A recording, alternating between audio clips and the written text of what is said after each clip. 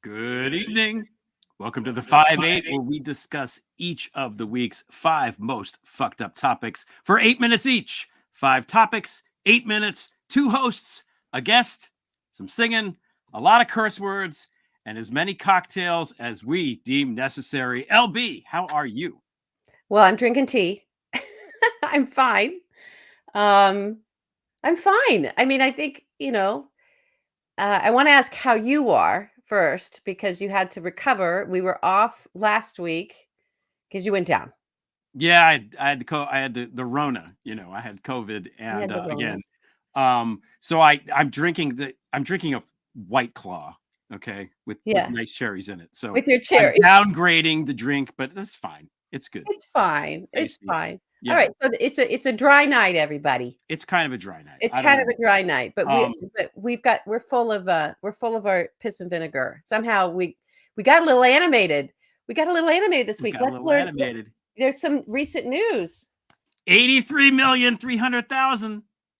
83,300,000. 83,300,000 is the number of votes Joe Biden's going to get in the election in November, because nobody's going to vote for this fucking rapist. That's it. That's right.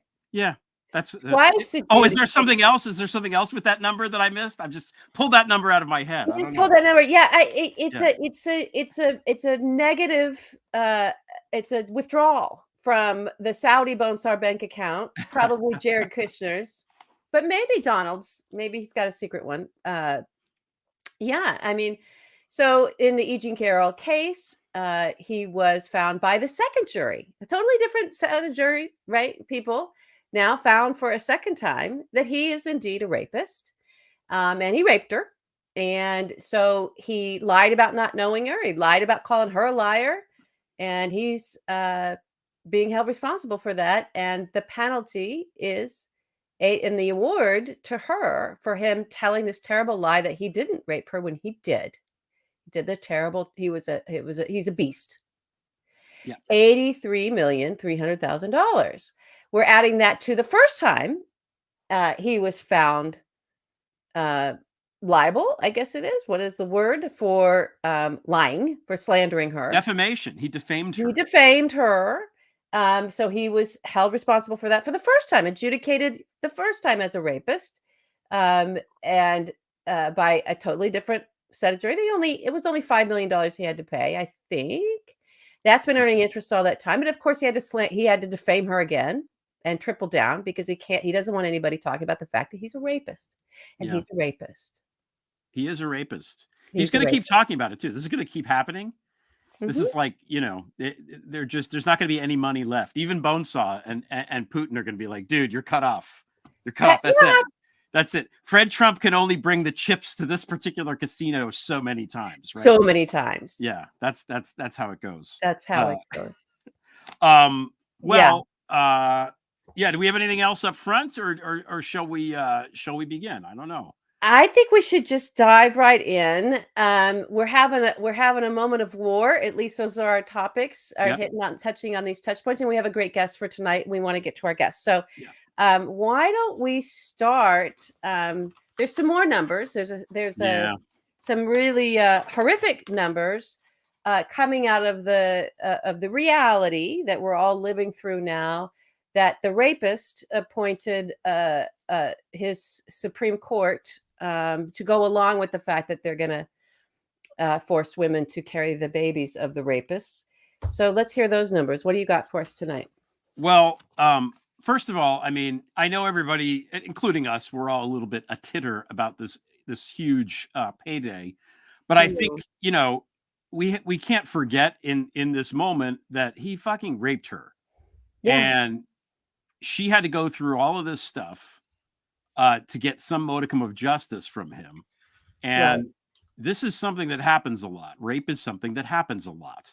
And there was a study. This is Jessica Valenti writes a Substack, which I think is just jessica.substack.com. Okay. Called Abortion Every Day, where she talks about the abortion stuff. And there's a study that was put out by the JAMA, which is the Medical Journal of Internal Medicine, about basically the pregnancies from rape in the red states that have outlawed abortion.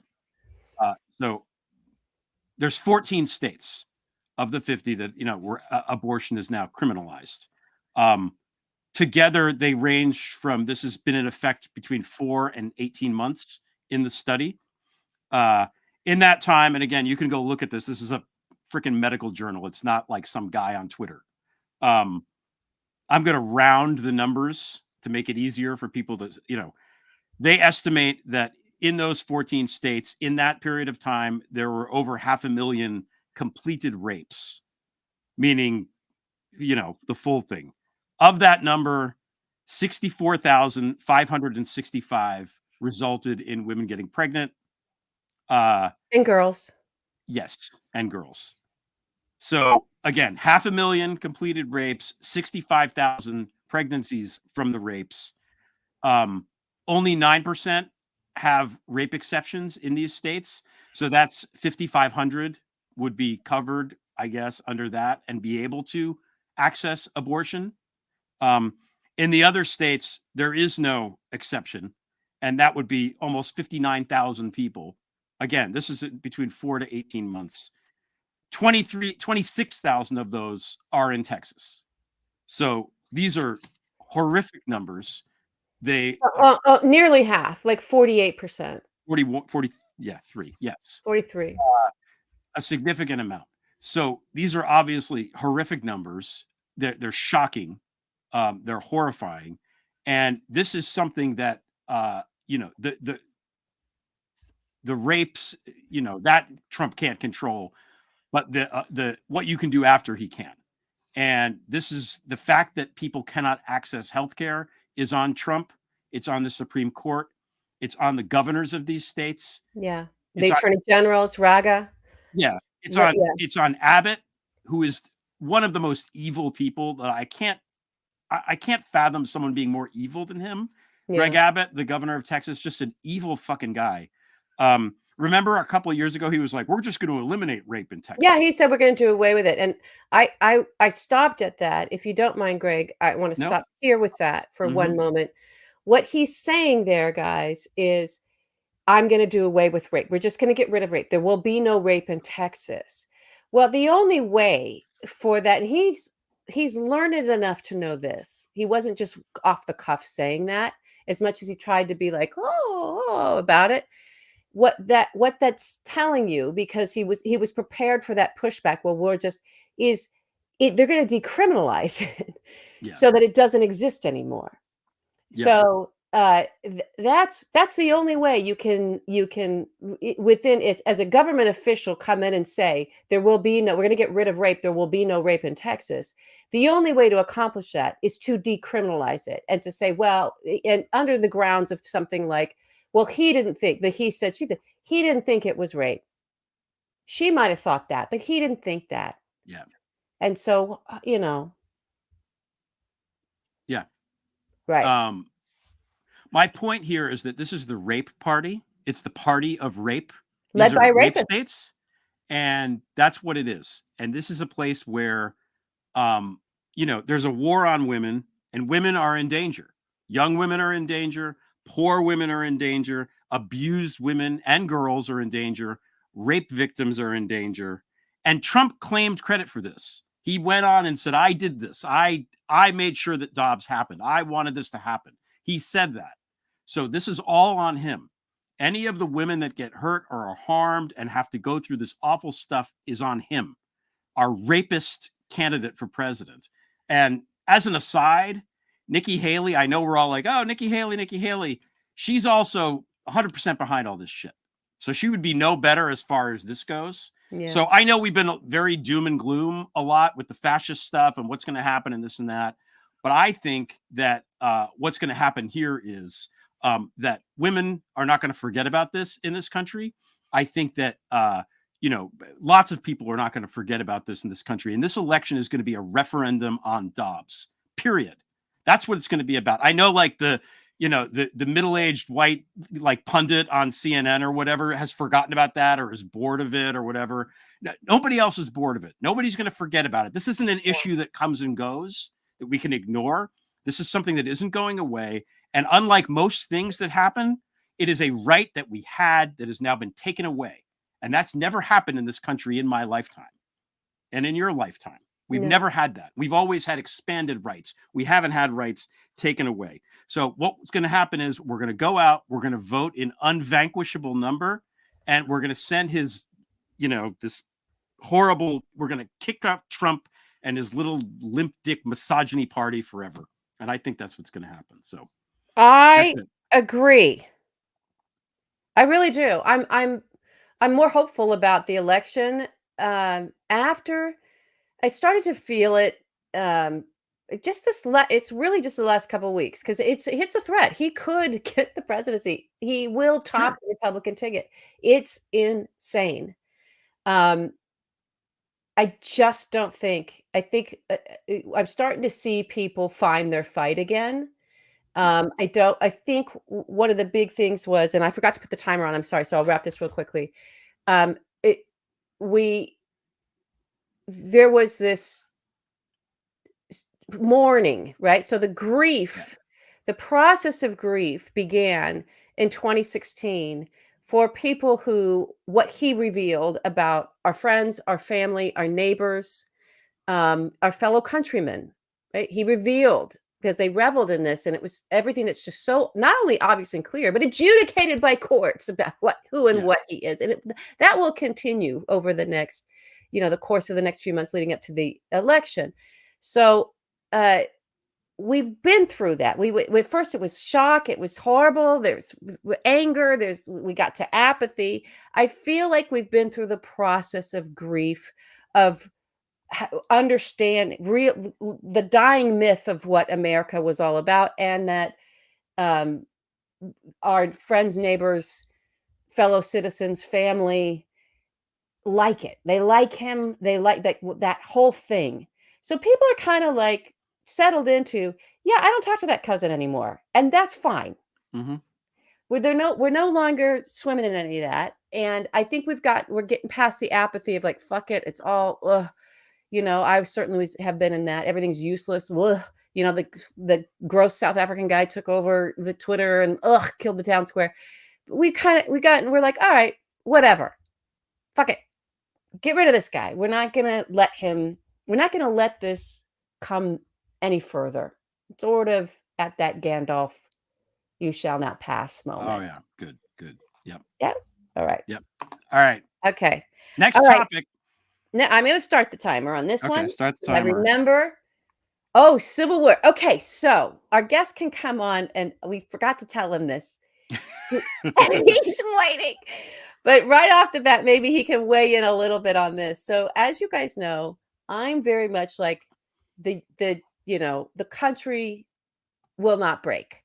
I'm sorry, the union will hold. We're not falling for this. There was a lot of ops going on about Cal exit and, getting rid of Alaska belongs somewhere else, all that shit. And I was like, no, that's all just crazy from our adversaries' propaganda. No, the union will hold together. We're going to keep it together. We're just going to have to vote. And Greg has been, as you know, recently, and even writing, is like, if we got rid of Texas, it solves all our fucking problems. Which, just by invalidating the Tyler Treaty, just be like, oh, by the way, it's not constitutional. Sorry, you're out. Sorry. Bye. Like, we could actually do it. It's an annex, so we can unannex it. Goodbye. Yeah. Right? Yeah. So today we're going to we're flipping sides, because now I'm like, see ya. Bye-bye. Bye-bye, Texas. Yeah, no one needs to spill any blood over this. There doesn't need to be a civil war. You can just go. We'll be okay. And you can take that Supreme Court with you, and we'll constitute a new one. Because I believe if Texas is gone, we get rid of this. Look at the gun control. The thing that's important to me as well as the Dobbs stuff is that we do something about this, the gun violence in this nation. We could probably get rid of the Second Amendment or amend the Second Amendment. We could do some shit there without Texas. Texas is really in the way of that. We can certainly ban assault rifles. I mean, that's fine. Oh, that's right. That's easy. Yeah. We can make major change happen if those folks are gone. There's just so much we can do.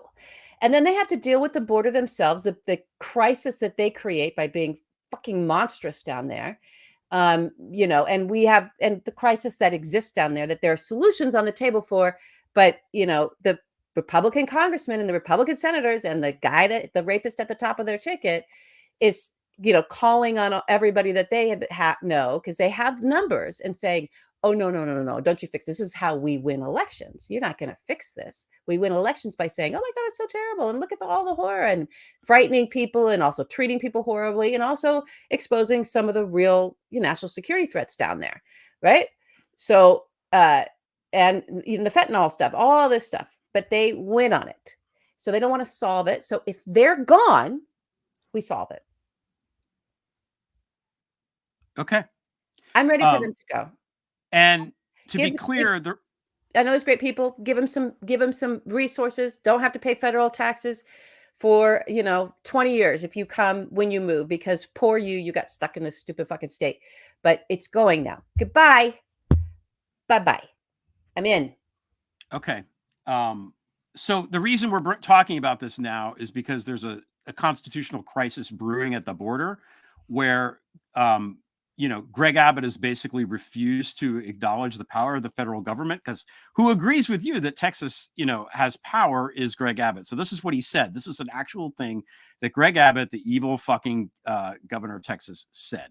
He said, the failure of the Biden administration to fulfill the duties imposed by blah, blah, blah, blah, have triggered blah, blah, blah, which reserves to this state the right of self-defense. For these reasons, I have already declared an invasion to invoke Texas's constitutional authority to defend and protect itself. That authority is the supreme law of the land and supersedes any federal statutes to the contrary. The Texas National Guard, the Texas Department of Public Safety, and other Texas personnel are acting on that authority, as well as state law, to secure the Texas border. This is what's known as nullification, where a state decides, hey, this federal law, fuck it. We're not going to pay any attention to this anymore. The last time this happened was in the 50s, when the state of Arkansas decided that they didn't want to segregate or desegregate the schools, and Eisenhower had to federalize the National Guard and make damn sure that Arkansas did what it was supposed to do. And Arkansas tried to be like, well, we'll do it in 2 years. And they were like, fuck, you will. You're going to do it right the fuck now. And that's what happened. So nullification legally is bullshit. And all the lawyers know this, except for the ones on the Supreme Court that were put there by Trump and Leonard Leo. Anyway, all this stuff is happening, right? That's why we're talking about this right now. So as you said, I did think about this, but here's my thing. First of all, I have too many people in Texas that I like that I don't want to give up. I'm not doing it. And then I'm going to quote something here. All right. Okay. I'm going to quote about secession. Okay. Not succession, our show. Secession. Seceding from the nation. Yeah. The states severally, like, you know, individually, have not retained their entire sovereignty. It has been shown that in becoming parts of a nation, not members of a league, they surrendered many of their essential parts of sovereignty. The right to make treaties, declare war, levy taxes, exercise exclusive judicial and legislative powers were all functions of sovereign power. The states, then, for all these important purposes, were no longer sovereign. The allegiance of their citizens was transferred in the first instance to the government of the United States. They became American citizens and owed obedience to the Constitution of the United States and to laws made in conformity with the powers vested in Congress. What shows exclusively that the states, Texas, Greg Abbott, motherfucker, cannot be said to have reserved and undivided sovereignty is that they expressly ceded their right to punish treason. Not treason against their separate power, but treason against the United States. Treason is an offense against sovereignty, and sovereignty must reside with the power to punish it. The laws of the United States must be executed. The president has no discretionary power on the subject. His duty is emphatically pronounced in the Constitution. Those who told you, Texas, that you might peaceably prevent their execution deceived you. They could not have deceived themselves. Greg Abbott knows that a forcible opposition could alone prevent the execution of the laws, and they know that such opposition must be repelled. Their object is disunion, but be not deceived by names. Disunion by armed force, which is what's fucking happening now, is treason. Are you really ready to incur its guilt? If you are, on the head of the instigators of the act be the dreadful consequences. On their heads be the dishonor, but on yours may fall the punishment. On your unhappy state will inevitably fall all the evils of the conflict you force upon the government of your country. That was President Andrew Jackson, his proclamation regarding nullification on December 10th, 1832. And I think Tupac maybe said it better and more succinctly when he said, basically, and this is my attitude towards it, to Texas, you better back the fuck up before you get smacked the fuck up, because this is how we do it on our side. So you want to go? I'm not ceding any more fucking ground to any of these people. I'm not going away from Twitter. I'm not going away from Substack. I'm not leaving New York. I'm not leaving my house. And I sure as shit am not leaving the country. And Texas is part of the country, so fuck them. Woo-hoo! What Joe Biden's going to do, like Will Bunch wrote in his column this week, is federalize the fucking troops to defend the border like we're supposed to do. And Greg Abbott can go fuck himself. Okay. There you have it. You might have won. I'm still like, bye-bye. I pulled out That's the big our, we had like we had a thing that we called this, and we worked out a little audio, and we forgot to bring that in, where it's we like, we did a little intro for when we're taking positions and we're doing a debate. You won the first one. You might have won that one. I will just say this. I think they want their jihad. Mm-hmm. They're domestic terrorists. They keep electing domestic terrorists, and the people that they put into our federal government, because they have so many congressional districts, have hijacked us again. Yeah. I would prefer, if they want their own country, want their own state, I say let them leave. I know it's very different than Great Britain leaving, than Brexit, leaving Europe. Very, very different. I understand all of the differences. I really do, everybody. I just think it's a self-inflicted wound for the people there who are controlling that state, and let them live with the consequences of even just trying to do it, and they will collapse. And perhaps maybe some real change can happen. I don't know what else is going to happen other than to keep letting these dogs catch the car, and let the car then, because they keep grabbing by the tailpipe with their bodies underneath the wheels. And so they're either killing themselves, it's inflicting their own harm. We're the car. We just keep going. We're just like, you caught us, but you can't stop us. You're a dog, and we're a tank. So I do think that hard lessons need to be learned. And I don't think that should happen over any more bloodshed. I also think Joe Biden can just, on grounds of national security, find ways, because Trump certainly did, and Jeff Sessions certainly did, to go in and enact their own border policy, whether or not Congress votes for it.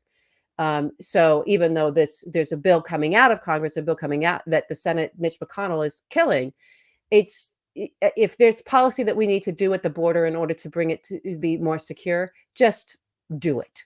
I think at this point, we just can't. These people are just arsonists, and there's no reason to let them burn down everybody. It's enough of that as well. We fucked up in the 1870s when we pulled out before Reconstruction was completed. So we need to federalize this shit and just, pick up where we left off until it's done right. That's it. That's it. I hear you. All right. Those are our two sides. Okay. That was fun. That was fun. There's might be some singing. Do we need a little singing? I think we need a little singing. I think we do.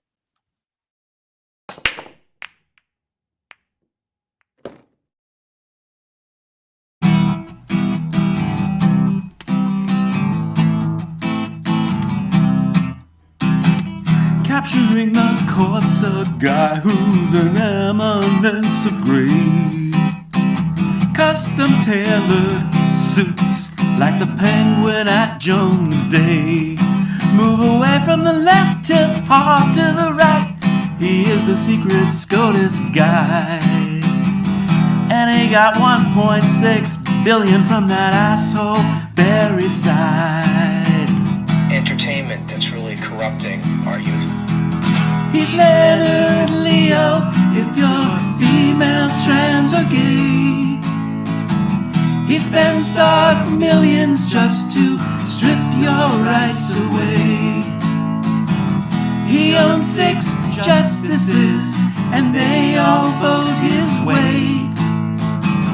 He's Leonard Leo, Knight of Malta, Opus Dei. I spent close to 30 years of helping to build the conservative legal reform.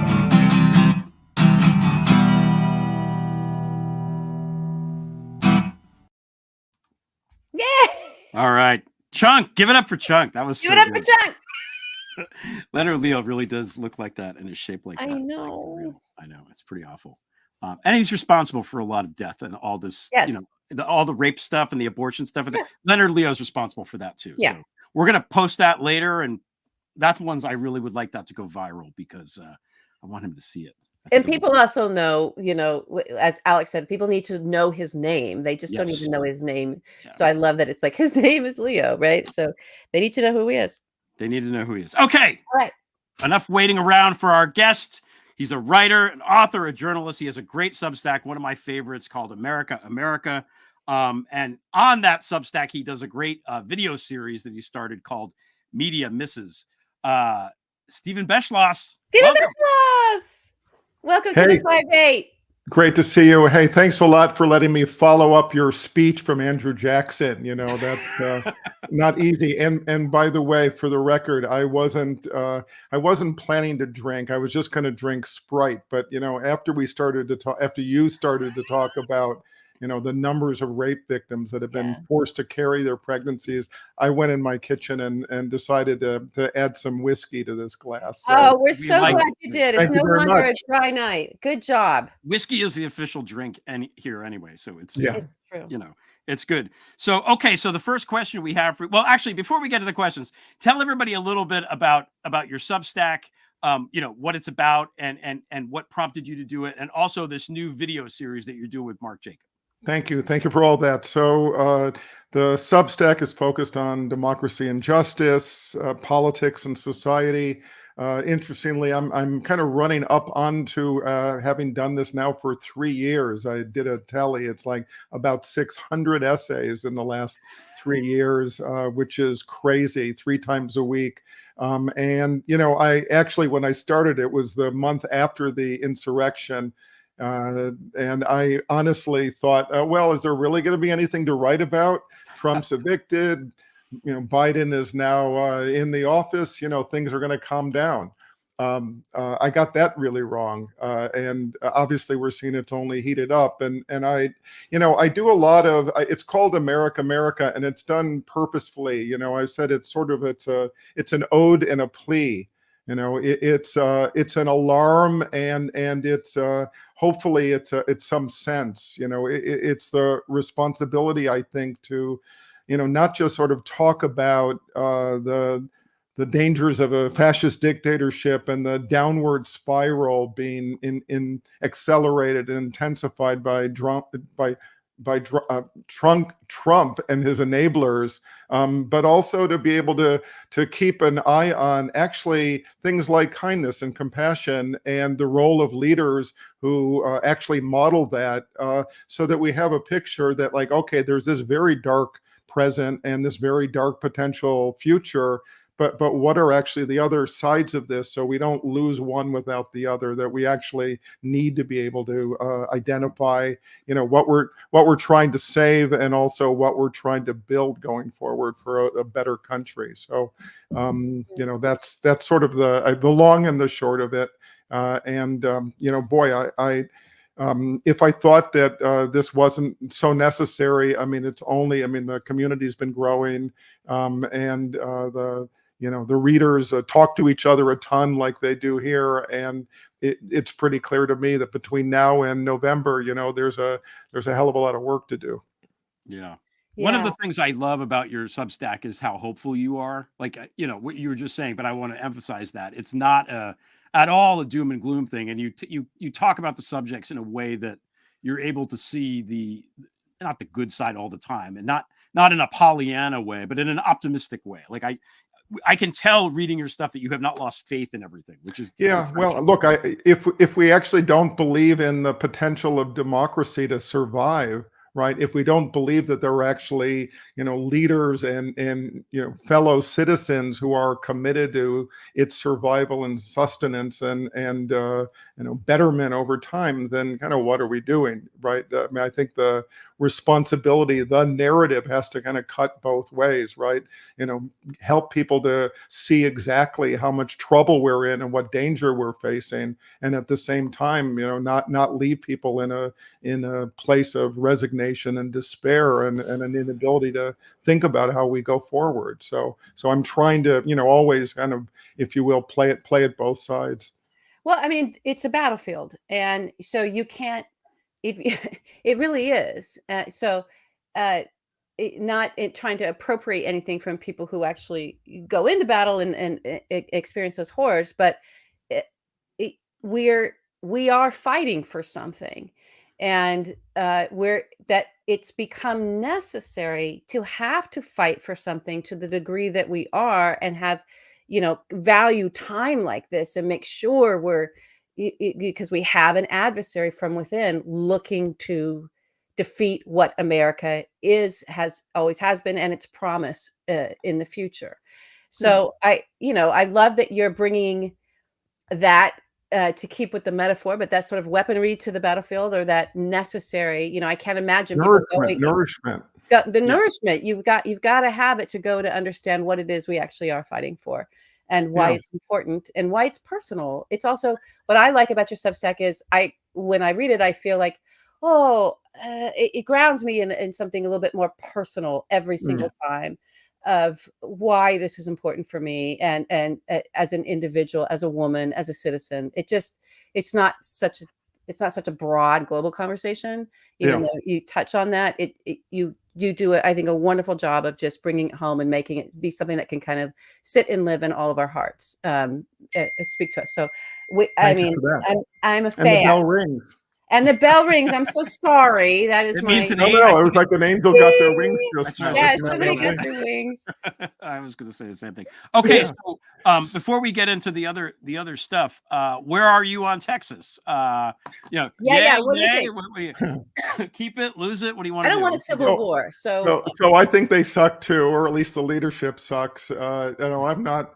I'm not in a hurry to see the country fall apart. I think if you do one, you probably won't stop at one. So does one lead to the unraveling of others? And that's not a great thing. I think in some ways, maybe at least the way I look at it, if we're thinking about the potentials of civil war, it's worth thinking about that as much incitement as Donald Trump has done to his cult to try to motivate them to come out en masse and engage in violence, that they aren't doing that. And maybe partly it's the numbers of people who have ended up in court or in jail. People sort of figured out that maybe an insurrection isn't that good for them personally. But I also think that at least tells me that we're going to be seeing obviously a lot of and more stochastic terrorism. But that there are going to be random acts. There are going to be the crazies, the sickos, the people who are listening and motivated. But I don't see a mass thing happening now, and I'm encouraged by that. And look, I also agree with the point that the federal government has had a pretty good history. I mean, not so good overall in terms of Reconstruction, but I'm thinking about Ulysses S. Grant. Right around 1869, 1870, what did he do? He actually, in the reality of the Ku Klux Klan that was terrorizing the population, Black voters and the growing population of elected Black candidates and people. He instituted the Justice Department. Right. Yeah. So there was not a Department of Justice before then. And they, I'm forgetting his name, the first Attorney General Ackerman, I believe Ackerman. it was, and he went out and did the hard work to begin to push back against the KKK. I mean, the terrorist organization of that time. So I'm remain convinced that there are other solutions besides getting rid of Texas, because if that starts, I don't know where it ends. That's a very fair point. I think also, what I would hope that would come out of this thing is that Texas uses that as a threat. We'll just leave. It's like, if that's not a threat anymore, okay. It sort of takes all that whatever they were seeking to use, the manipulative power out of it. It's sort of like, well, okay, good luck. And let's see how that works out for everybody living in Texas. And so I'd rather they were fighting with themselves about this, and really, because they've been, listen, my parents were there, a couple decades ago, years and years ago in Texas. And when Rick Perry was the, governor there, and that threat was monthly. So this isn't also, so everybody remembers, this isn't new for Texas. They've been threatening secession for as long as I can remember. I mean, it just since Bush. I think Bush even had a little bit in there when he was governor. So look, I want to say something about what happened this week. I want to say something about let's do it. About New Hampshire and a few other things that happened after that. And I want to say it because I'm one of those people who have been pretty vocal about the fact that this has been a pretend contest. You have none of those candidates who've been able to stand up and speak out against Trump. It's like they're all just auditioning to be a VP, or a sycophant of one kind or another, the next Mike Pence. But the fact is, and I think that includes Nikki Haley. But what happened on Tuesday night for me was kind of interesting, and it could be found in the exit polls. That told me that for a lot of people, Nikki Haley is a kind of surrogate for Joe Biden. And so, I came out of that evening. I mean, Trump, had his victory speech where he said, I don't get too angry, I get even. So, it was real clear. This is part of the, the onslaught of retribution. We also, obviously, in the days since, it's been, coming up with new names to try and bruise Nikki Haley, calling her bird brain and the like, which is only, I think, serving to bruise him with voters that he actually needs. But what you had in those exit polls was the people who were voting for Trump. They were by large percentages, like 89% said the economy is poor. Right, 80% of them said that they were angry about the direction of the country, that they're angry. Right, the poor and the angry, the aggrieved. That's his core group. On the other hand, you had a collection, majorities. 81% who were voting for Nikki Haley said the economy is actually good. You had 76% who said they were satisfied about the way things are going, were also voting for Nikki Haley. So, you take these people who are thinking, actually, the economy is not doing so bad. Actually, the country, the direction it's taking is actually pretty good. And of course, those who were sort of pro Nikki Haley were the ones that 78% who said that Biden was legitimately elected. 94% said they would not be satisfied if Trump is nominated. So, I pulled out of that actually a great sort of encouragement that, once we get to the inevitable two-person race, Trump and Biden, Biden's going to be a lot stronger, I think, with a lot more enthusiasm behind him than people actually realize. Yeah, I agree. I agree. Yeah. Who do you think the VP is going to be? Because we think it's going to be Stefanik. Well, I it's funny because I was, before I wrote sort of about New Hampshire and some of the other things that were happening this week, good things for Biden, I actually was planning to write about Stefanik. I thought, like, okay, it's about time, because boy, she's been working hard to try to get that job. And it's, the depth of the cynicism and the hypocrisy of her is overwhelming. It looks like it. Is she, maybe she's just not pretty enough to not be the VP. Right. She Yeah, doesn't she doesn't get a nickname like Hubba Hubba, right? Which Yeah, is and she, my she I won't don't know that self Hubba has focus. that nickname. I'm just suspecting that's why. And I think he also thought that she would be able to go. He does judge everything by looks. We do know this. So I think he thought she'd be able to go up and sway the jury and win, because it's either her or this, woman my age who's right, like Eugene Carroll's lawyer, that's like not Hubba Hubba. So what's the jury going to go for? Like, he's that base in his assessment of what's actually going to work for him beyond the propaganda that he's been very specifically trained in spewing. Yeah, So yeah. I think But Stefanik as an expression of the spineless willingness to bow down, to kowtow to yeah. the orange one is unbelievable. She's been working harder at it than just about anybody. So I could see why Trump finds her very attractive. Yeah. Now, just so you know, and so everybody in the audience knows, when I moved to New York earlier in the last year in summer, to be where sort of my family's from, this is her district. I'm now in her district, and I can tell you that the people here, there's one area that has a larger population. It's a great big land area. It's the largest big land area congressional district, I think, in the country, because it's the whole Adirondack Park, which is enormous, up to like Plattsburgh. So you've got a town like that has a larger population, very Trumpy, very much for Trump. But the rest of it is really like, these are people who went for Bernie, right? And they just, they can't, if you think of Vermont being close to us and all that. So they just can't stand her, and they're upset and they're motivated and they're activated. I went to Adirondack Voters for Change meeting. So I think there's going to be some stuff from her own district really coming to confront them that they're not understanding, really not understanding. So that's a little bit of hope in there for you and for everybody else. If she is named as VP, the people from her own district are going to go crazy about her, like in a negative way. You're making me hopeful about the end of Lauren Boebert in this next cycle, right? She almost lost last time. Yeah. She almost lost, and it's clear that the people in her district, a growing number of them, can't stand her.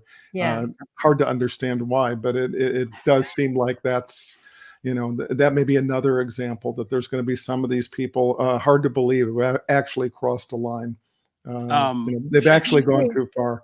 She did wrap up the coveted Beetlejuice vote. So I think, God. So now you said before we came on that this has been a good week for Biden. And I think, lost, everybody talks about, including us. We talk about Trump so much that, Biden has been such a really good president for, 3 years now.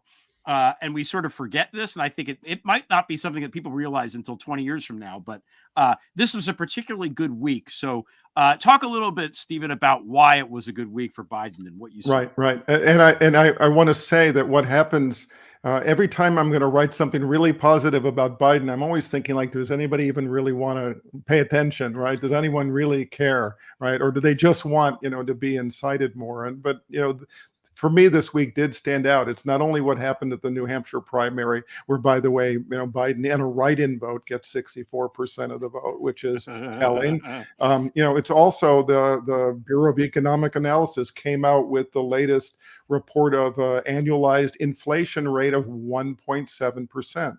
Right. I don't always pay attention to GDP, but in the last quarter, it's up 3.3%. So what you have just on the economic front, and this is a quote from Biden, America now has the strongest growth and the lowest inflation rate of any major economy in the world. That's pretty good. He also said that Trump has been actually trying to and hoping for the economy to crash. Right. And at least to do it while he's still president. Meanwhile, these economic indicators, little by little, I think they're going to start connecting with people. And if they do the hard work, with the public of trying to tout what's going on, that's a real positive. The other thing is Affordable Care Act, Obamacare. Yes. They announced 5 million new enrollees rise this year. The largest surge, 80 since 2021, a surge of 80% growth in enrollments, right? Meanwhile, you still have the, repeal and replace crowd. You still have Trump saying, Obamacare sucks and I'm going to come up with something fantastic. But, we know what a joke that is. And meanwhile, 6 out of 10 Americans actually think that it's a really good thing. So, and the numbers, growing enrollment is really telling. And then you've got Sean Fain, the president of the United Auto Workers, Oh, I who love announced the endorsement yesterday. Yes. 400,000 auto workers, right? That Trump is a scab, he said. Yeah. And Biden has earned it. Biden was the one, unprecedented, the first president to go on a picket line during their strike last September. They ended up with a really successful outcome 6 weeks later with growth in wages and all of that when they got their new contract. The UAW didn't forget it, and the endorsement was full-throated. Yes, right? it was. I've never heard any leader of any union call a public official, like, I've never heard them say scab. I just, if you're not in a union or you don't have family in a union, you can't imagine that power of that word. That's really powerful word. And you know what he was referencing? So the day after Biden was on the picket line, Trump went to his own sort of faux event, which was actually, around Detroit with a collection of non-union workers. So some kind of, a body shop or something sort of nearby to make it look like he was in on it too. Yeah. Well, it does make sense. We're the side of the Union. They're the side of the Confederacy. It all makes sense. It all Very simple. It all fits. It all comes around. Let's see here. So, you were talking on Media Misses about the way that CNN frames the thing, because I think the biggest problem or the biggest challenge going forward, and we'll talk about this a little more in the next segment, I think, is the how the news is disseminated. And it's just, these people they either can't figure it out, or they're explicitly not doing it. They're doing it on purpose. So talk a little bit about that, because you're talking about Abby Phillips and CNN, and what are they saying? Well, what she said was, nobody wants Trump, nobody wants Biden. Yeah. Okay. This is actually on New Hampshire election night. Really? So, it's pretty clear that those who love Trump love Trump. And he did, among the self-identified Republicans, he did get 75% of the vote, right? You had like 80+% who said that, Donald Trump, he's there fighting for me. I'm with him. We know how strongly the cult is with him. And nobody wants Biden. It's just nuts. And so not only is that sort of on the face of it extremely wrongheaded, it also sets up this once again this sort of both sidesism that you can talk about them in some kind of a false equivalency, that they're equally not loved, that they're equally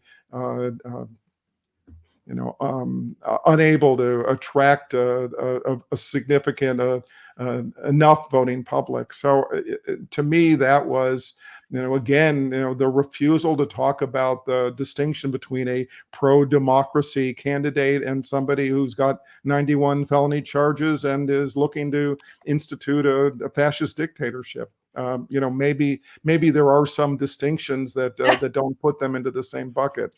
Yeah. Rapist. One is a rapist. Too. Adjudicated rapist. Yeah. And one was accused by somebody of assault by a woman who now defected to Russia this week, by the way. My simple take on the whole thing is, and I have to make an effort to try to sort of take the campaign seriously, to be honest, because to me, this is not a political story. It's a crime story. That's right. Yeah. And that's the way, all these political reporters who want to turn it into the usual horse race of two candidates, who's going to win and how's it going to go and all that, they lose sight of actually what's at play here. Well said. Very well said. Another thing, by the way, for Yeah. media misses, media is not talking about this Texas thing at all. Like the nullification, like it's not at all. Somebody was on Blue Sky, I Thanks. can't remember who it was, saying, they looked for the articles about it and there just aren't any. It's Yeah. like weird. So, Yeah. I don't know. Well, what it takes a little bit of context and a little bit of reflection, and those things are hard to come by at this time of the year. it's weird because it's kind of an exciting story. It is, Yeah. and okay, you got me thinking about it. Maybe we need to do more on that. Oh, good. Good. Good. That's what I like to hear. Yeah. That we so okay, I know you've got to leave at 9 our time, which is soon, and I think probably too soon to get into the next segment because I don't want to screw it up in the middle. Do you have any closing thoughts before we release you this evening?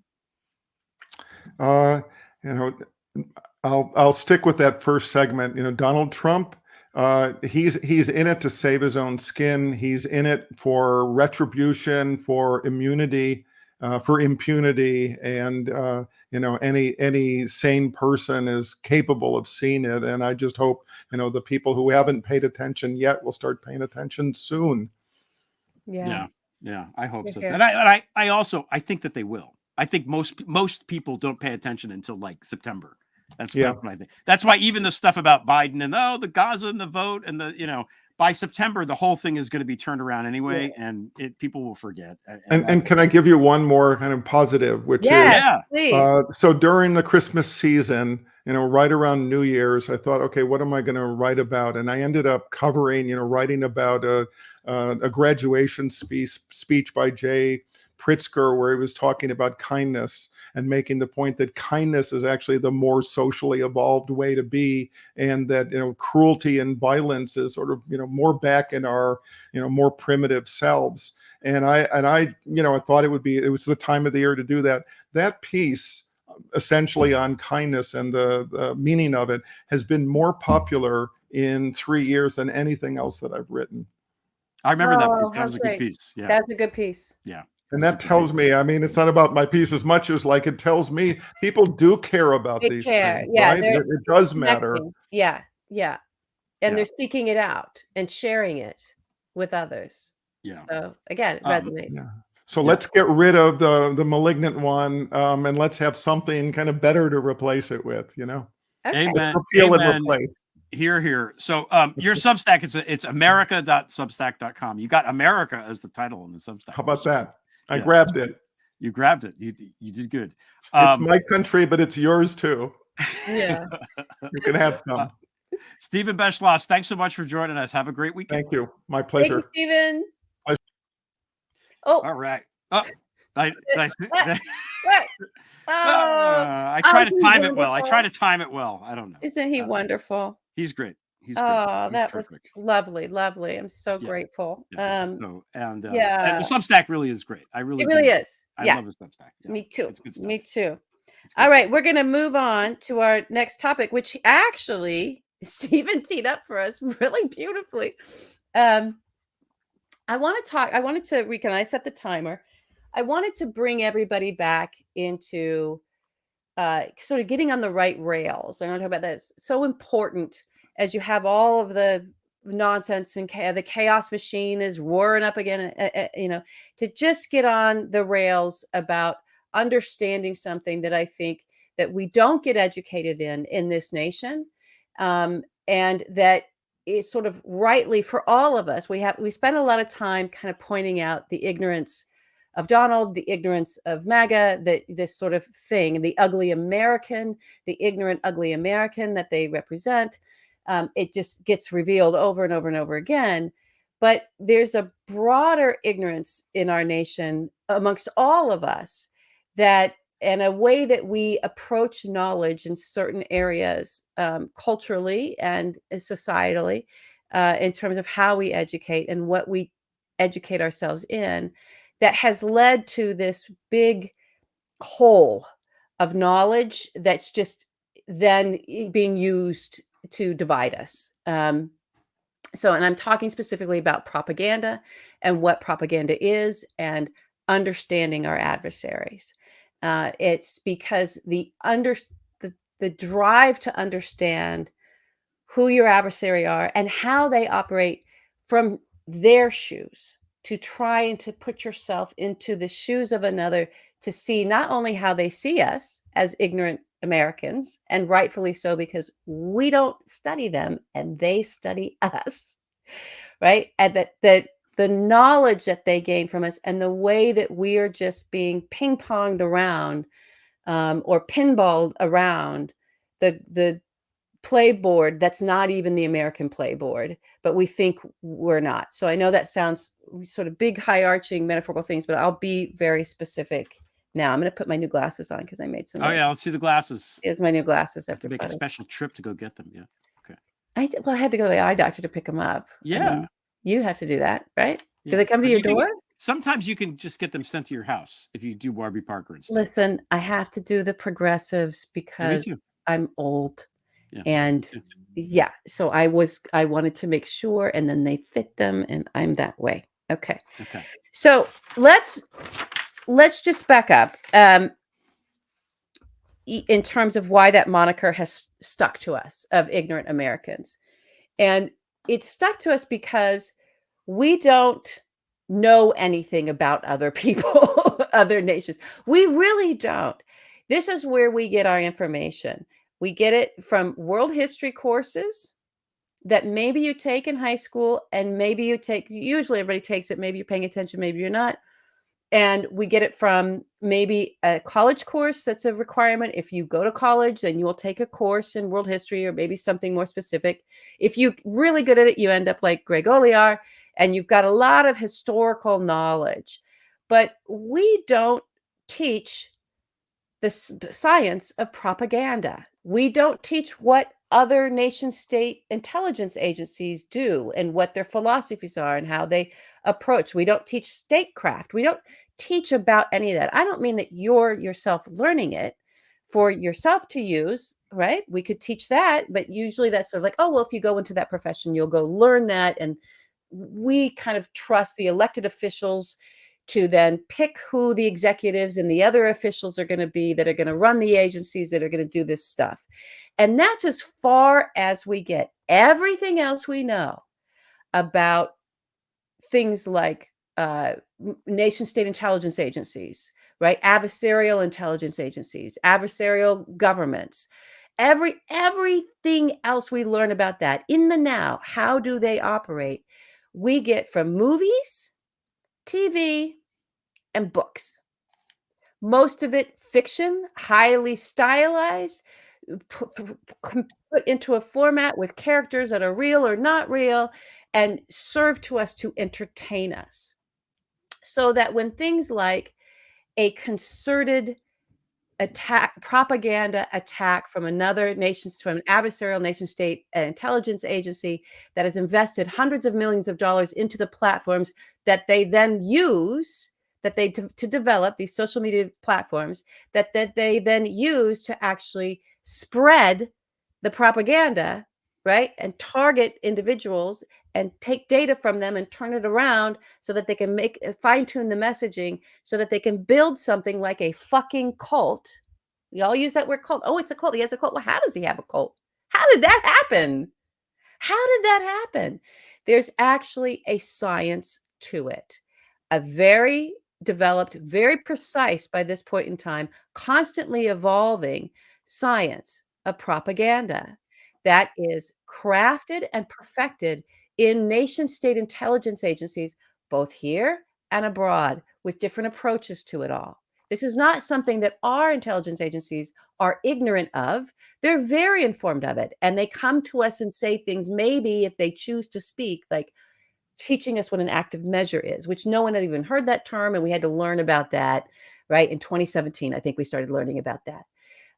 Or now people feel very versed in using terms like it's disinformation or misinformation, Provletskaya, right? So those kinds of terms, we're kind of learning them in chunks because the news media is only coming from our news to us. It's not coming from textbooks. It's not coming from anywhere else. It's only coming from maybe a few talking heads on media who have decided, and some experts that they bring on to their platforms, that there's might be something important here because there's this weird thing happening and maybe we need to share this. It's also in the Mueller report. It's also in the Senate report, right? Volume 5. Report, volume 5, very well spelled out what the tactics were and what actually happened in reality to us, but no one's choosing to read those, and we don't study those, and we didn't have congressional hearings where those were actually really fully exposed and explored, so that the American public could get a basic education on the craft and the science perfected and developed and then deployed from our greatest adversarial intelligence agencies against us, China and Russia. Okay? This is what they do. Now, if you're in Russia or China, especially Russia, we know about this because we know some ex-Soviets, right, that immigrated here, grew up in the Soviet Union when the Kremlin was really controlling everything and the KGB was vast and expansive. But the Kremlin still controls everything, even though Russia has transitioned, not we, and our world has transitioned into this sort of post-Soviet era. The Kremlin didn't really change. It's still doing this. And students over there, Zarina Zabritsky talked about this.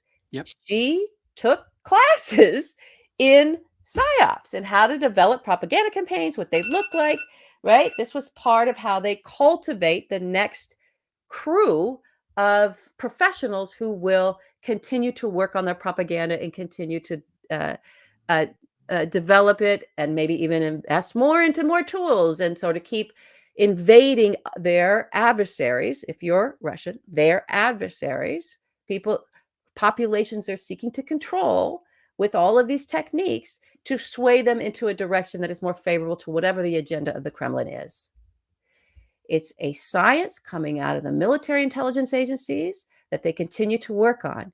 It's a education platform. There are textbooks. There are people here, Michael Weiss, who get a hold of the playbooks and the books from within the Kremlin itself and have published them. And yet no one here reads it. We never have shown any interest in knowing our enemy and understanding them from their point of view in terms of what they think of us, unless it's like,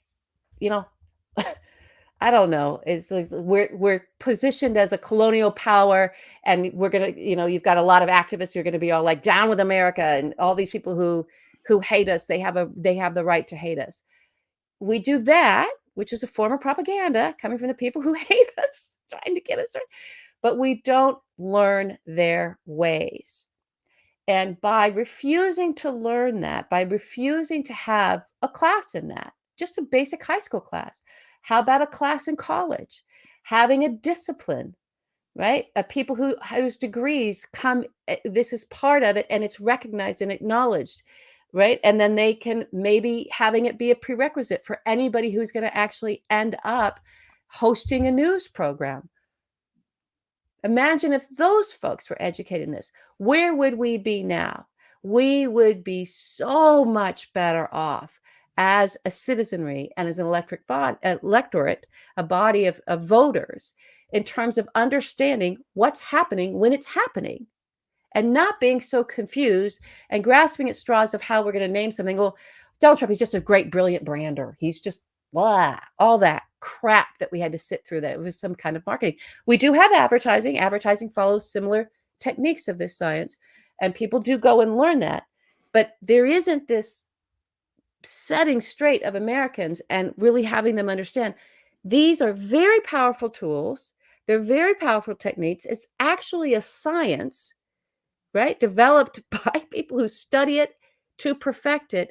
And then it's used as a weapon of warfare, right? Of non-violent warfare, but of warfare, because its aim is targeted at adversarial populations in order to get those people to do things like install one of their own Kremlin fucking operatives as president.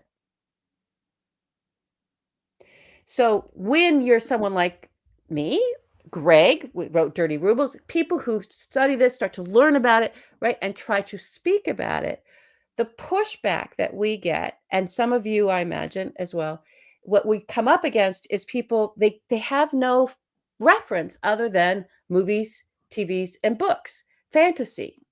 So when you're trying to explain this to them, this is the education that you didn't get. This is actually what's happening to us.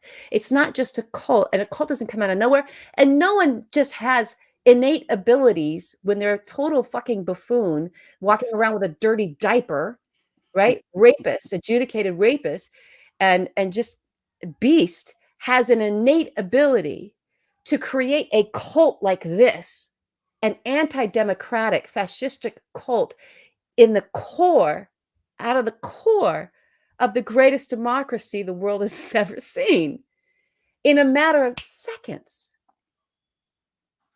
You think, really, time-wise, historical-wise, just nanoseconds in the history of this nation. Do you think that man did not have help? When you understand it that way, and you take a look at him, and you see what he's done and accomplished, with the tools that he's used and the people around him, and this Republican Party that is so beholden to Russia, if you understand what Russia's techniques are in order to get that kind of control, both the human intelligence techniques they use to get control over individuals, mice, you guys have all heard of that, money, ideology, compromise, ego. And the actual science of propaganda. You can't just do it. You can't just do it. Someone trains you. You learn about it. You study about it. Who taught him to do this?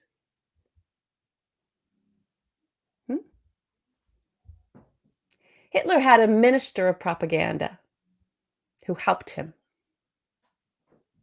He had scientists who helped him.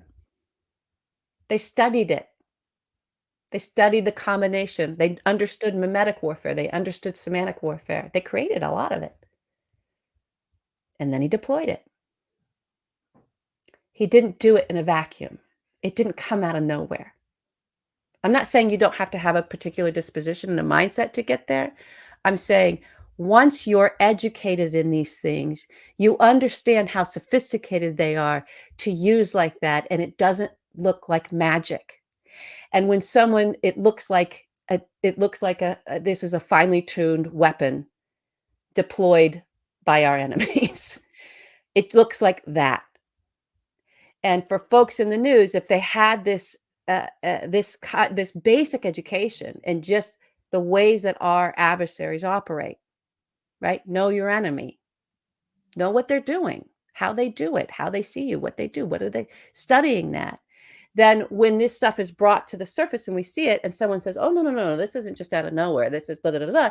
It doesn't sound crazy or conspiratorial because your only frame of reference for something like that might be a movie. And we all know movies aren't real. So I know that's a great big long soapbox and preach, but I just felt it was so important to bring that back to everybody tonight and remind you what we're actually up against, and encourage you and encourage everyone to begin to share things like the playbooks that Michael Weiss was able to get out of the Kremlin, right? In terms of what they're doing now, how they do it now.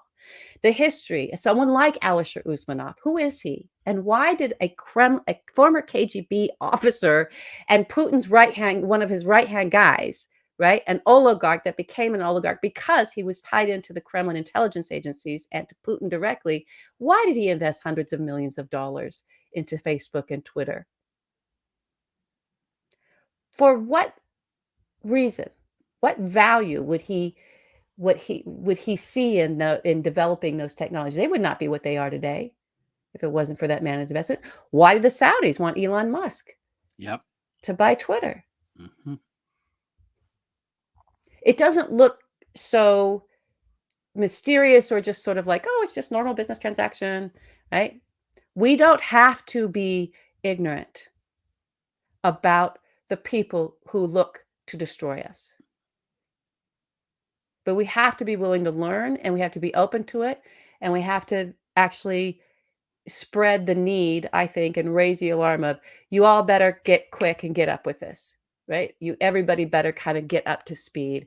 In Poland, this happened when with the population there, with the citizens there, after everything that they went through, right? They understood that they were actually being fed tremendous propagandas, and the way that the Polish citizenry, as I understand it, and I'm looking forward to reading more about it, started to figure it out, was they realized, oh, we've got to read, we've got to learn about this stuff, we've got to learn about who's seeking to sort of how they're controlling us, and why, and what kind of techniques and methods. And literally, you will meet people who are, if you meet older folks from Poland who are older, they'll say to you, you do it here, but the only way you do it to yourselves is through advertising. You know, it's the same thing. It's the same techniques. It's why someone like Alice Usmanoff also invested in a lot of ad tech technologies online, for online ad tech. It's just, it's not about being able to see conspiracies. It's about just being educated on how other nations, especially adversarial ones, conduct themselves when it comes to us. It's just learning that. So that's my soapbox. It was long. I'm sorry, but I just felt like it was important. No, I'm glad you went there, you know, and I have a couple of just quick things to add. You know, when you say we don't do it, obviously some people do, and you know, just to make the point, you know, but generally the mainstream media really doesn't. The people on TV certainly don't know what the fuck. There's no course. There's no class. Yeah. It's not a discipline to learn. No, not in the way that this segment is called Combat Propaganda, because that was the name of the class that Zarina took in. They learned it over there. Yeah, so it's not taught in that way, but some elements of it are taught. I know my kids took. You know, they did take things about media literacy and how to spot this. Right. That is being taught. They don't read novels anymore. So fuck you. It's ironic that these Russians that write all these novels, now no one's reading them because we have to worry about this shit. The other thing is that the one guy who is paying attention to this is Mike Flynn. He's got that book that he wrote that explains all of it. Interesting. Jim Stewartson's written a lot about this, you know, and he's been on it since the beginning. But right. You know, Flynn has this book that shows how to do it. He knows how to do it, and that's it. And you know, basically, all it is how do you get a group of people to behave in a certain way or do a certain thing? And you know, his thing ends with how do you get people to kill people? That's right. So we don't want to get to that point. We don't. I'm not saying that's right. It's like, as I'm affirming that, I'm saying that's actually how craven and disgusting that is. And so here's the other threat. Here's the other reason why, and I'm glad you said that it's a threat on the table that we remain ignorant about it, is that very bad actors within our own nation who are thought leaders for the cult that was radicalized by these very techniques. Those folks are now teaching their people how to spread this, how to use it. So they're creating that combat propaganda courses, not to learn about how our adversaries do this to us, but for them to create his digital soldiers, he calls them, to go out and perform it on everybody, right? And each other. And so it's very, very dangerous. It's very dangerous. And it's time we learn about it. It's just time to start talking about it seriously and understand that it's a discipline. All right, that's it. I went long because we have someone else coming on. I know we've got some announcements. Greg, do your announcements, and I'm going to get something set up here. The announcements are next week. I'm not going to be here next week. So we're not going to do a regular show. There's an experimental thing that I think is going to happen next week. So can't reveal more at this time, but that's, you know, that's how it's going to be. Second announcement is that we are going to have it after hours, after the show, whenever it winds up being. And I was going to talk about the simulation, but I'm going to do that on the after hours. You want to do it on the after hours? Okay, we are going to do a little after hours. And by the way, I'm the one pulling off the mysterious thing next week. And you guys just all cross your fingers that I can even just make the tech happen. Oh, you will. Okay, I brought somebody. You'll be fine. Who did you? Oh my goodness! Hey, I brought someone. It's How are Dad, you? everybody. Hi, everybody. It's my dad. So, That's right. so The two of us. the two of us. So Dad wrote something today, and he came and he went off. He was like, he watches the news and he's like, he's such a great. I was like, he's the greatest Democrat I've ever known. So he's like, goes off, disappears into his study, and reemerges with a big smile. It's like, I wrote something and read it, and my mom and I, loved it. We're like, that, don't change it, because then he likes to keep writing on it. It's like that. No. Keep it. It's good. And do you want to read it tonight for all of you? Because it's lovely when my dad writes something and comes and says, I got something, and reads it. So I thought everybody would enjoy this, and it fit into what we were doing, because all of a sudden we realized, oh, holy war. Yeah. Anything else you want to say, Greg? I know you haven't heard it. So no, I want to hear it. Let's go. all right. So here we go. Right. Let's read it. This is I'm my excited. dad, retired pastor, Reverend Jeffrey Black. He was, how long were you a minister? 44 years. 44 years. Yep, I got scars. You got scars everywhere. Yeah. And so of large congregations, small congregations, going and doing church plants, going over to Africa, Haiti, all over the world. This is my dad. It's a great, big, huge, long career. Met everybody, did everything. And thought, and we'll talk about it a little bit here, but has, a tremendous wisdom to share with all of us. So thank you for being here. Oh, thank you very much. That's very generous. Yeah. So I titled this little piece, Enough. Enough with Donald Trump. He's a monster of greed, an exemplar of a soul ruined by greed. He is followed by millions of fools who love his delusions of limitless personal wealth. I am a retired evangelical covenant pastor. I'm a white guy. I got the blonde hair. I got the blue eyes, about as white as you can get. I have master's degrees in literature and theology, and I have studied the life and teachings of Jesus with intensity for 60 years. So I want to say to my fellow evangelicals who lift up and celebrate Donald Trump, I want to ask these questions. What the hell is the matter with you? What happened to your ability to make moral discernments? When did you stop reading the New Testament? Who were you listening to when you worked so hard to impress the Donald, an adjudicated rapist, a compulsive liar, and an obvious con artist? When you imposed him on our country, what were you doing? He repels the decent. He disgraces our government. He wallows in his own putrid narcissism, neglects the poor, evades justice, and lies constantly. And he is the one a whole bunch of evangelicals claim to be, quote, so authentic.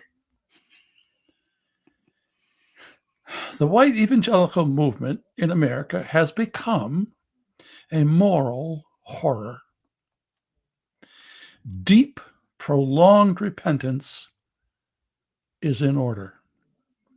Also, your silence for the next 20 years would be appreciated. Forces that are pitched against the life and witness of Jesus, the forces of greed, the force of superiority, this force of misogyny, all those forces reacted to the presidency of Barack Obama and the candidacy of Hillary Clinton by imposing a bigoted white male autocrat with zero executive ability to govern history's greatest democracy. And the army that this amoral monster used to win the presidency was white evangelicals. Trump himself, with his shameless dishonesty, described himself during his campaign as, quote, such a strong Christian. Liar. He's never in church except to give political speeches. He can't name the 4 evangelists of the New Testament. Jesus warned us bluntly and clearly, quote, no one, said Jesus, can be the slave of 2 masters. He will either hate the first and love the second, or treat the first with respect and the second with scorn. You cannot be the slave both of God and of money. During his campaign, Trump said, quote, all my life I've been greedy. Greedy, greedy, greedy. Now I want to be greedy for you. He said that. Apparently, the public found that charming. I find that statement astonishing.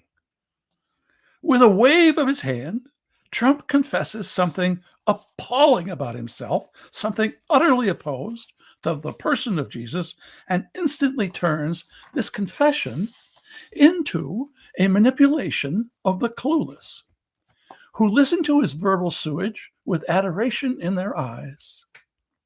Let's ponder that statement. Quote, now I want to be greedy for you. Unquote. The first thing to notice about his statement is that it sounds simple and coherent, but it is in fact an inane jumble. What is he saying with the words, now I want to be greedy for you? He could have said, now I want to share the results of my greed with you, but he didn't. He never would do such a thing. Other wealthy people might transition into philanthropy, not old Donald. There are basically 3 things we can do with money. We can earn it, we can spend it, and we can give it. Donald can't give. Donald can't give. He's a taker and a spender on himself only. Because to a narcissist, the only worthy recipient is the self. But apparently, a whole lot of people heard him say, now I want to be greedy for you, and believed he wanted us to become rich too, and they voted for him. We have a problem deeper than Trump. Scores of millions of our citizens have been hollowed out. We resonated with his greed.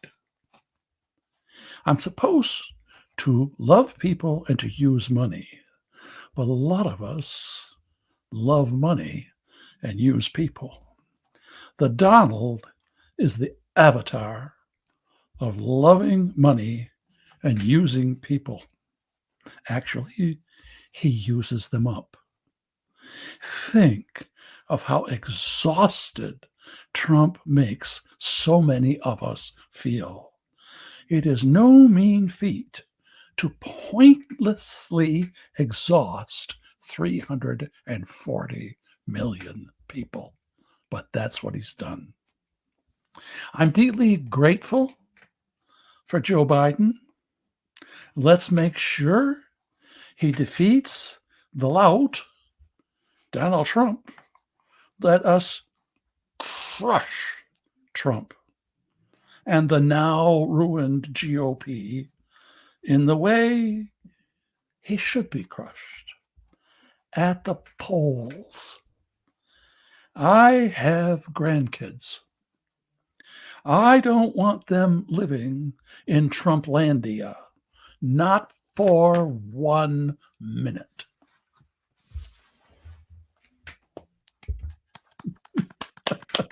Hear, hear. Here, here. I like the part where you say Donald can't give. I think that's the 3 words, and it nails him exactly. I mean, that's it. That's his problem. He can't give. He doesn't understand. No. What's the problem in giving? He doesn't get it. Yeah. It's foreign to him. Yeah. And, I was taught when I was growing up and going to church that you're supposed to care for the sick and the needy and the poor and the less fortunate. And I'm not a religious guy anymore, but I still believe these things. I mean, that's what the society is for. It's not for doing the opposite of that, just taking care of Donald Trump. So, yeah, here. That was very good. Thanks for sharing it with us. You're very welcome. Thanks for letting me do it. Yeah. That's what it's like around here. That's coffee. That's coffee hour. Just like that.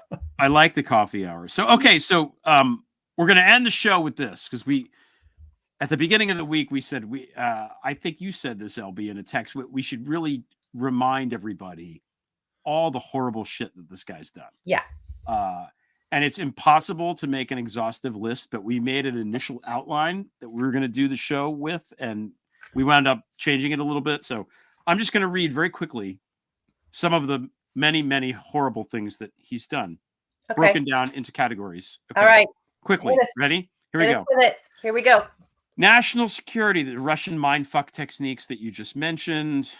He goes around and hobnobs with dictators, Helsinki capitulation to Putin on the world stage, trying to destroy NATO, moves the embassy in Jerusalem to fuck with that, coddles Bibi and, gets with that. All of the pardons that he did, these horrible, horrible, horrible traitors to the country that now are just walking around free. Everything to do with Ukraine, all those people dying, Zelensky and the way Zelensky is treated. Trump was in on that from the beginning with Rudy and all these people. All of that blood is on him. The violence, we talked about the 65,000 rape pregnancies before.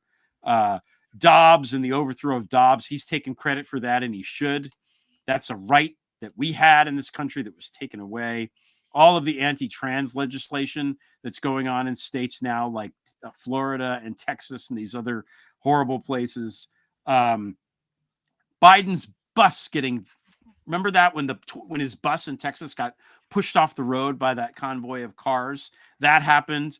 J6 and all the other violences like Charlottesville and, all of these Proud Boy bullshit things, the Michigan Wolverine people that were doing that tried to kidnap Gretchen Whitmer. All of this stuff is brought out by Trump. All of now you look around and these fuck Joe Biden signs and these people with flags all over their houses, people in these pickup trucks with the stupid flags trying to intimidate everybody to advertise their own heartlessness and cruelty. All of the personal attacks. There's been so many personal attacks. Remember, I think it was in one of the first debates that he talked about Rosie O'Donnell. She was one of the first people that got hit, but he's just been hitting people constantly, and everybody that he hits is put in mortal danger. And there's been so many people that we literally can't remember them all at this point. Looting, the tax cut, the largest wealth transfer, the history of the fucking world. That was Donald Trump and the Republican Party. The emoluments, all the money he made that he stole while in office that he's not supposed to do. The money he made in office, the money Ivanka made in office, the money Jared made in office, and there's other fucking horrible kids. The patents on Chinese shit that Ivanka had, right? We still don't know what that's all about. God knows what happened with Ivana. I don't know, what's going on with her. $2 billion to Jared, $1 billion to Steve Mnuchin. God knows how much other money transfer that we don't know about. The PPP loan scandals. We're never going to find out where all that fucking money went. But a lot of it went to Trump and his people. All of that stuff at the beginning, at the inauguration. Remember, with Melania and Stephanie Winston and all that stuff. And they were going to sell the nuclear stuff to the Saudis. all the waste of the MAGA resources. You have all these people who think that he's the fucking holy guy. They're giving all of their money to him. It's a scam. It's an MLM. It's just it is a cult in that sense too, where you have people giving him all their money. And what is he doing with it? He's giving it to E.G. and Carroll. I guess that's good. But the defense lawyers, and he's just blowing through it without a care in the world. And then last but not least is the death toll. And there's lots of ways that you can look at the death toll. There's the healthcare, where she's constantly trying to get rid of. He did nothing to help with that. You know, it's a travesty that this country doesn't have universal healthcare. God knows how many people die because of that every year, but it's a lot. Hundreds of thousands, if not millions. You've got the Dobbs thing again, which has killed people, and it's going to continue to kill people. You have all of the gun violence, which you two know about, unfortunately. It's a horrible thing that happened. And all of that is the guns that are out there. The Republicans won't do a damn thing about it. How many shootings have there? We can't even name them all. Uvalde, that came and went. Parkland, that came and went. The Las Vegas, there's so many of them now that it's ridiculous. We could have like a Bob Dylan song where he just recites them all, and it would probably be 20 minutes long. It's embarrassing on the global stage. You have the Ukraine war, which the GOP is basically endorsing Putin at this point. They may as well just walk around with the little Soviet badges on, because all we have to do is give them money and they'll take out Putin, but they're not doing it. And it's prolonging the war. And all of those people in Ukraine are suffering, and they're going to continue to suffer. That's all on Trump and his fucking GOP awful people. You have the kids in the cages. Remember the kids in the cages? You have the way that he treats all of the immigrants, the refugees coming to the country. And there's a through line to that what's happening in Texas now, where Greg Abbott wants to basically secede from the United States because he wants to be able to drown pregnant women coming to the country. That's what's happening right now. That's the source of his anger, is that he wants to kill people coming to the country who are women and children. That's what Greg Abbott wants to do. And Greg Abbott is pivoting to the right because that's what wins elections in Texas. And that's also on Donald Trump. And finally, 1.2 million people are dead because of COVID. Nobody gives a shit about it anymore. Nobody talks about it anymore. People are suffering with long COVID, and that's on Trump too. People were going to die anyway, but the negligence, the ridiculous negligence, all he cared about was himself. All he cared about was himself. Trump can't give. He can't lead. He can't say, I'm going to do this thing to help people. All he could think of was, I need to win the election and I need to monetize this. So all of those people are dead because he wanted to make a buck and he wanted to stay out of prison. And it's disgusting. And that's it. And this isn't even an exhaustive list. Oh, no. I mean, you didn't even get to, you remember the bounties on our soldiers' head? Bounties on our soldiers' heads. Yeah. Yeah. How about the espionage? I forgot the espionage. I forgot the rapes, You forgot the espionage at Mar-a-Lago. The espionage at Mar-a-Lago. Right. Which puts us in, and it's, again, this is something that's hard to visualize maybe, but by giving up, people are in danger. Like, our people in the field are in danger. Our allies are in danger. Why? Because he wants the Saudis to play golf at his fucking shit-ass golf course. I mean, it's really that stupid.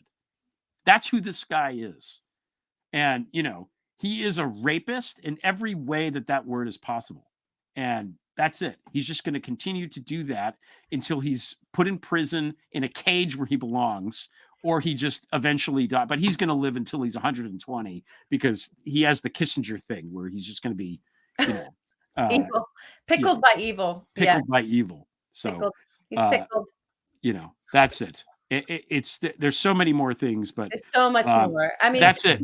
We do forget it because it was every single day for the 4 years of his presidency, and it's important to remember that it's not just about not liking this guy.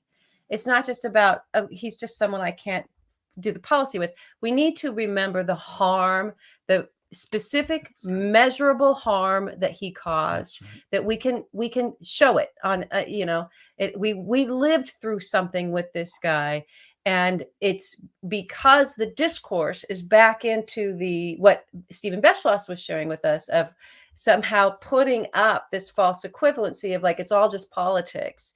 Because it's moved into that, it helps to the brain forget what we actually did survive, and that we can't go through it again. I don't know that it's survivable twice, and it will be worse. Yeah, no, it's the not. next time. It's not survivable twice.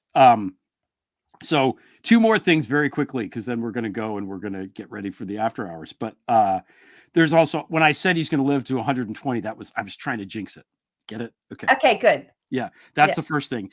The other thing, and I forgot about this too, the trauma of, we have to fucking think about this guy every day for the last 7 years, and there's no safe space. He sent Mike Pence to a fucking musical, right? Because he had to infest his stink with that. He fucked with the NFL because he had to infest his stink with sports. Because God forbid we should watch a fucking football game and not think about the great Donald Trump. You know, he ruins all of this stuff. He just ruins everything. It's appropriate that he's incontinent, that his stink just literally flies out of his ass, because metaphorically, that's also what's happened to this entire country. It's what's happened. And also he wants us to smell it. I know I bring up his diaper, but it's the thing about the diaper is I can never get Dianne Feinstein's, you know, when she was, God knows what point she was at. Well, she's still alive. May she rest in peace. But remember when she was sitting next to him and he so clearly lost his bowels at a table, and he won't excuse himself. He won't do anything. He makes everybody sit there and smell it. So it's not that I have diapers in my handbag. I promise you, I haven't. I've been incontinent for a while. Like it's not about that and the shame, any kind of shaming anyone about that. It's that it's dirty and he likes it and he wants you to have to sit there through it. That's the real metaphor. Also, it's not just that he's a taker and he can't give and he only takes. It's the soiling. It's the soiling of whatever was our safe space, whatever was our, or I don't even like the safe space, just our anything sacred. Remember he went on the shit on all that's holy tour, where he probably literally shit his pants everywhere from Saudi Arabia, and he went there and he fucked with that and the Wailing Wall, and then the Pope was like, remember? That was his first trip abroad. This is all he does. It's horrible. Horrible. Right. Horrible. Good. Well, we have plumbed our depths. Yeah. And maybe we never go that low again, ever. I mean, you know, I have studied with some, I've read a lot of historical books about almost all the presidents. And this guy is a stinkeroo beyond Millard Fillmore. I mean, he is the bottom of the heap. And you know, when I was growing up, these many decades ago, the hallmark of the Republican Party,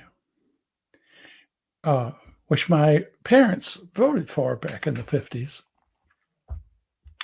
was propriety. And this group that prided itself on that, they have just become a lewd collection of louts. It's just astonishing. Yeah.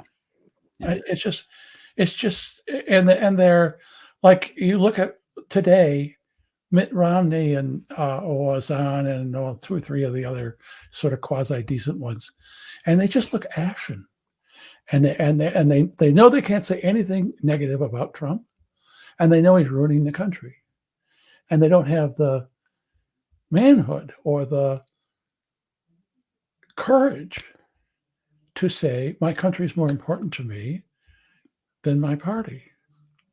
It's just, this is a very, very, very dark moment.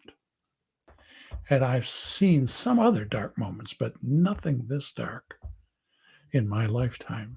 And I'm 78. This is a monster. Well, we're going to defeat it. We're gonna defeat it. And you know what we say, Greg? You know what we say? What do we say? We're going to get through it. We're going to get through it. Yep. All right. We'll see you guys in the after hours. All right. Jeff Black, thanks for joining us today. Sure. Always fun. That was great. Okay. Good night, everybody. Good night. Good night.